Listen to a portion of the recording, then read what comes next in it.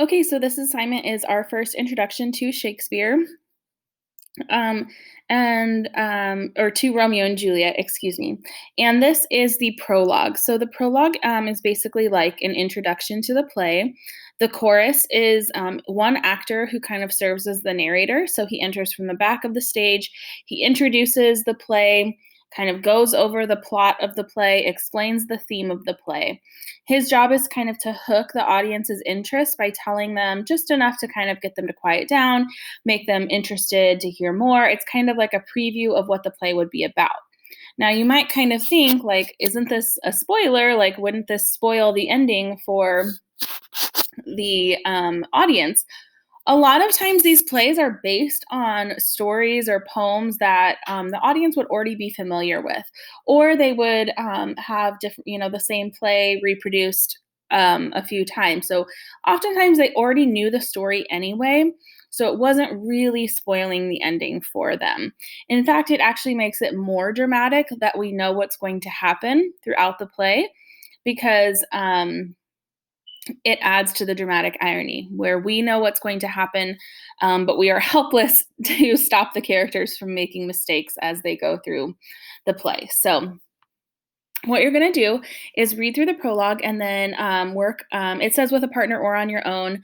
So, if there's someone else that you want to work with, you can. You're going to translate it into modern English that you can easily understand. You don't have to translate every single word, but you want to express the meaning behind the words. So, like, what does each section of the passage mean?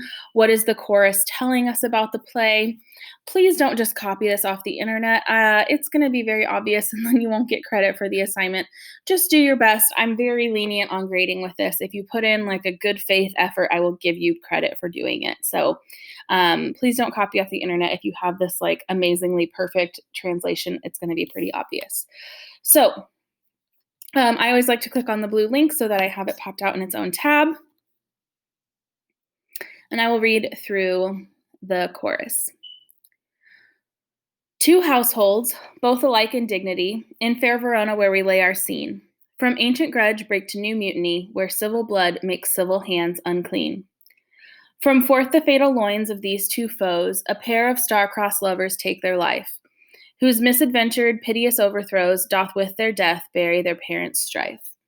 The fearful passage of their death-marked love and the continuance of their parents' rage, which but their children's end not could remove, is now the 2 hours' traffic of our stage, the which if you with patient ears attend, what here shall miss, our toil shall strive to mend.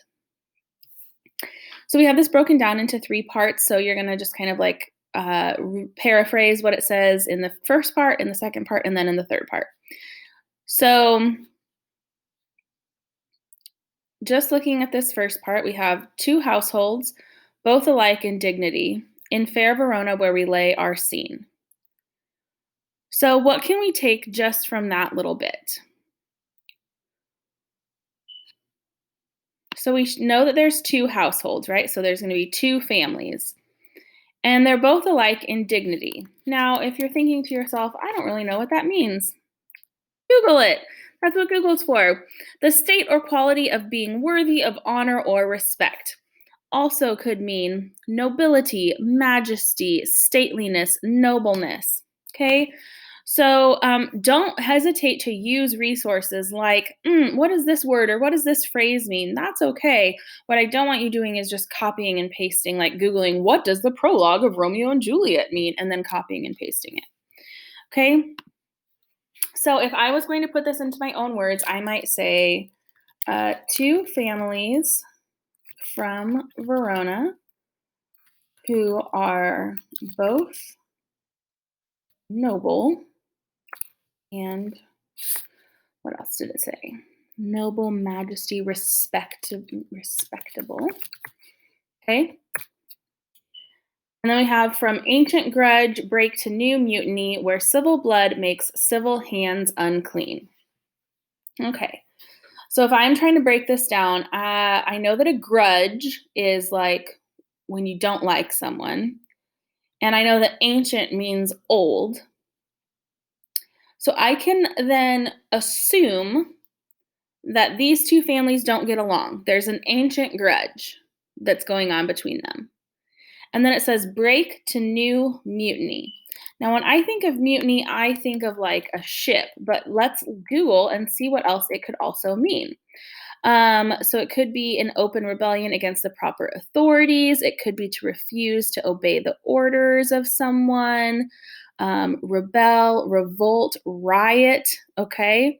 So when it says from ancient grudge break to new mutiny, it's like saying, so they haven't liked each other for a long time. And now it's still going on, right? There's still conflict happening.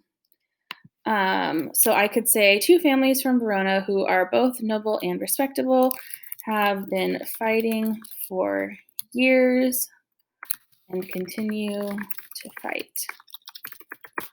Okay, where civil blood makes civil hands unclean. Okay, so civil, I'm going to Google as well. Okay, so civil can relate to ordinary citizens, and it can also be courteous and polite. Okay, so it's kind of a double meaning here, right? Where civil blood makes civil hands unclean. So civil blood could be like the blood of ordinary citizens, right? And then makes civil hands unclean could mean like the second definition that, it kind of like is making everyone, even the polite and the kind people, it's making them unclean too, right? So it's like it's affecting everyone, is essentially what it's saying. The fighting is affecting everyone. Okay, so that's essentially what you're doing. I'm not word by word translating, but I'm giving sort of a paraphrase, right? The meaning behind the passage.